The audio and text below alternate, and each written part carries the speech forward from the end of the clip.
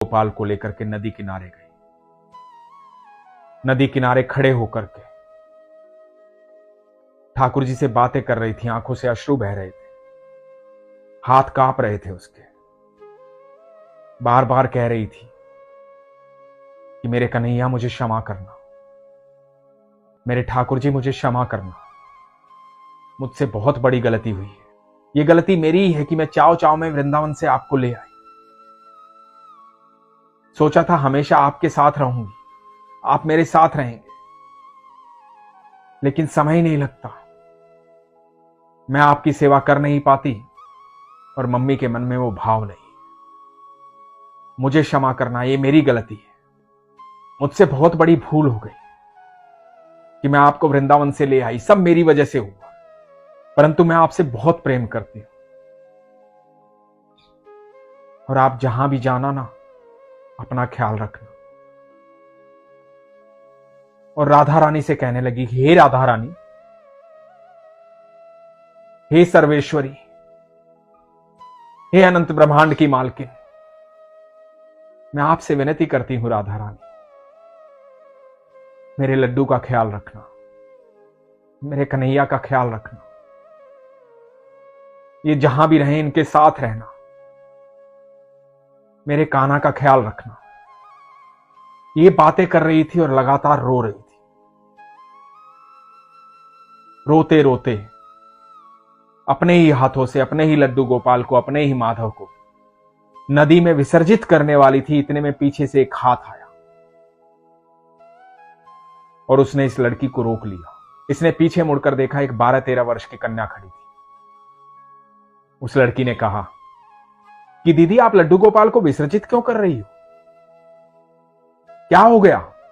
इतने सुंदर तो हैं ये, इतने प्यारे तो हैं ये, आप मुझे दे दो, मैं इनकी सेवा करूंगी, मैं इनको भोग लगाऊंगी, मैं पोशाक धारण करवाऊंगी, आप मुझे दे दो।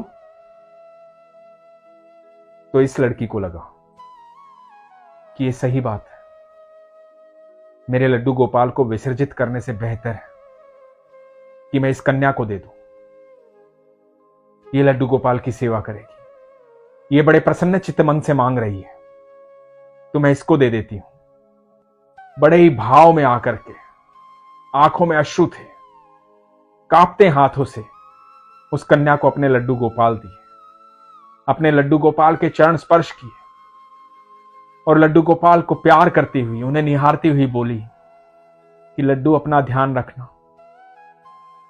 और उस कन्या को बोली कि आप मेरे लड्डू का ख्याल रखना। और ये कह करके वो अपने घर आ गई। मन बड़ा उदास था। मन में लगातार ये विचार आ रहा था कि वो लड़की लड्डू गोपाल की सेवा करेगी कि नहीं करेगी, कभी खिलौना समझ के खेलेगी तो नहीं। मैंने उसको दे तो दिया क्योंकि उसने मांग लिया था, पता नहीं मेरा लड्डू कैसा होगा, उसने भोग लगाया होगा कि नहीं लगाया होगा, किस हाल में होगा। लगातार मन में यह विचार आ रहा था। मन उदास था। इस उदास मन से, विचलित मन से सो गई। और जब सो गई तो स्वप्न आया। स्वप्न में वही लड़की दिखाई दी, हाथ में लड्डू गोपाल लिए हो, और उन्होंने राधा रूप धारण कर लिया और इसे कहा कि बेटी, तू क्यों चिंता करती है? तूने मुझे पुकारा था ना, तूने कहा था ना कि मेरे लड्डू का ध्यान रखना राधा रानी, मेरे कन्हैया का ध्यान रखना। तो जैसा तूने कहा था वैसा ही तो मैंने किया, तो फिर क्यों उदास है तू? मैं तेरे लड्डू का ध्यान रख रही हूं, मैं तेरे कन्हैया का ध्यान रख रही हूं, तो निश्चिंत हो जा। लड्डू मेरे पास है, कन्हैया मेरे पास है, और जितने प्रसन्न ये यहां पे हैं, इतने अनंत ब्रह्मांड में कहीं भी नहीं होते। ये स्वप्न देखते देखते आंखें खुल गई, भाव विभोर हो गई, रोने लगी राधा रानी का धन्यवाद करने लगी, ठाकुर जी का धन्यवाद करने लगी। दोस्तों, ये संबंध उस लड़की ने जो ठाकुर जी से बनाया था, बातचीत करके, अपने भाव से, ये बातचीत करने की ही आवश्यकता होती है, सच्चे मन की आवश्यकता होती है, सरलता की आवश्यकता होती है।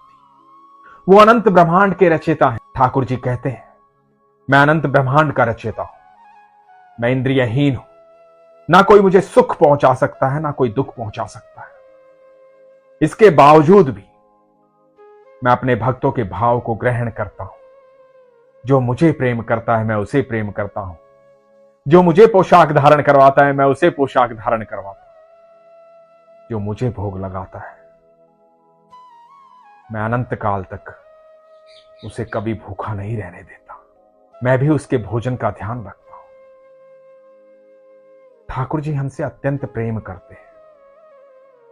यदि आप सेवा नहीं कर पा रहे हैं, यदि आप भोग नहीं लगा पा रहे हैं, पोशाक धारण नहीं करवा पा रहे हैं, आप चिंतित हैं और आपको लगता है कि लड्डू गोपाल की सेवा करना एक काम है, तो एक बार, बस एक बार बड़े मन से, बड़े भाव से उनके सामने बैठिए, उनसे बातें कीजिए, अपना एक संबंध बनाइए। जब आप उनसे बातें करने लगेंगे तो आपको अनुभूति होगी कि वो मूर्त नहीं है, वो साक्षात ईश्वर है।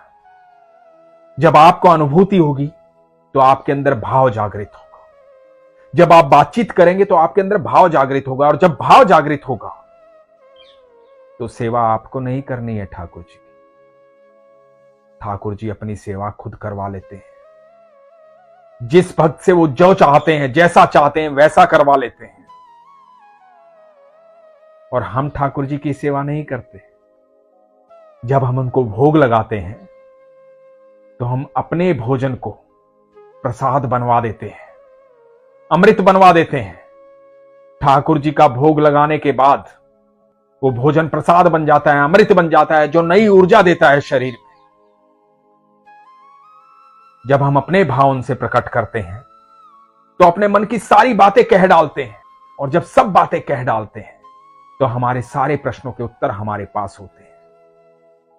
इसलिए ठाकुर जी को कभी मूर्त मत समझो, इसलिए ठाकुर जी को कभी काम मत समझो, मूर्त मत समझो। अपना भाव उनके प्रति रखो, उनसे बातचीत करो। बातचीत करोगे तो गहरा संबंध बनेगा, आपका विश्वास जागृत होगा, और फिर देखना आपके जीवन में पल प्रतिपल चमत्कार होंगे। लेकिन इसके लिए विश्वास की आवश्यकता है। इसीलिए हमेशा कहता हूं, अपने विश्वास को मजबूत रखो, अपना ख्याल रखो।